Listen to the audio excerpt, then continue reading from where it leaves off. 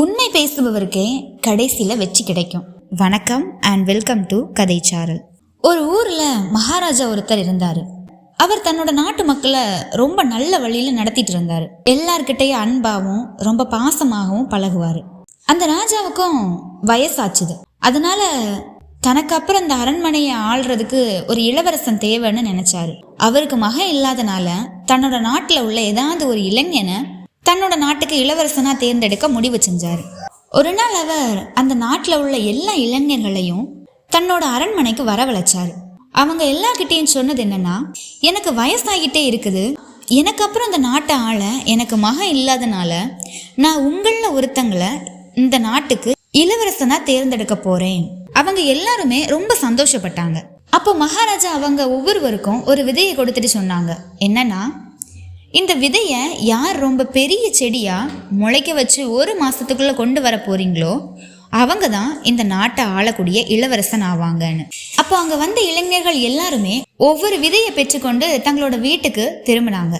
சரியா 1 மாசம் கழிச்சு எல்லாருமே பெரிய பெரிய செடிகளா அரண்மனைக்கு கொண்டு வந்தாங்க. ஆனா ஒரு ஏழை தாயினுடைய மகன் தன்னோட வீட்டுல இருந்துட்டு தன் தாய்கிட்ட சொன்னது என்னன்னா, அம்மா, 1 மாசம் ஆயிடுச்சு, இந்த விதை இன்னுமே கொஞ்சம் கூட முளைக்கவே இல்லை, நான் எப்படி இதை அரண்மனைக்கு எடுத்துட்டு போவேன்னு கேட்டான்.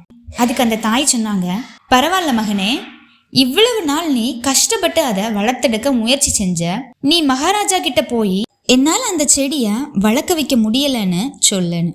அவனும் சரின்னு சொல்லி எடுத்துட்டு அரண்மனைக்கு போனான். அப்ப மகாராஜா எல்லாருடைய செடியும் பெருசா வளர்ந்துருக்கதை கண்டு ரொம்பவும் ஆச்சரியப்பட்டாங்க.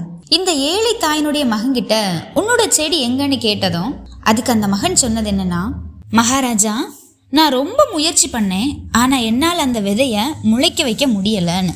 அப்போ அந்த மகாராஜா சந்தோஷமா சொன்னாங்க, நீ தான் என்னோட நாட்டை ஆள போற இளவரசன். இதை கேட்ட மற்ற இளைஞர்கள் எல்லாரும் அவன் விதைய முளைக்க வைக்கவே இல்லை, நாங்க இவ்வளோ பெருசா இந்த செடியை வளர்த்துருக்கோம், ஆனா நீங்க அவனை இந்த நாட்டினுடைய இளவரசன்னு சொல்றீங்களேன்னு கேட்டாங்க. அதுக்கு அந்த மகாராஜா சொன்னது, இவன் தான் உண்மையும் நேர்மையும் உள்ளவனா இருக்கிறான். நான் உங்க எல்லாருக்கும் கொடுத்த விதை, வேக வச்ச விதை, அந்த விதை முளைக்கவே முளைக்காது. ஆனா நீங்க எல்லாரும் வேற வேற செடிகளை இங்க கொண்டு வந்து பொய் சொல்லியிருக்கீங்க. ஆனா இவன் தான் உண்மையை சொல்லியிருக்கான். அதனால இவன் தான் இந்த நாட்டை ஆள போகக்கூடிய இளவரசன் அப்படின்னு மகாராஜா பட்டம் கொடுத்தாரு. இந்த கதையினுடைய கருத்து என்னன்னா, நேர்மை எந்த நிலையிலையும் வெல்லும். பொய் சொல்லி பெறக்கூடிய வெற்றி தற்காலிகமானது, உண்மையால் வரக்கூடிய வெற்றி தான் நிலையானது.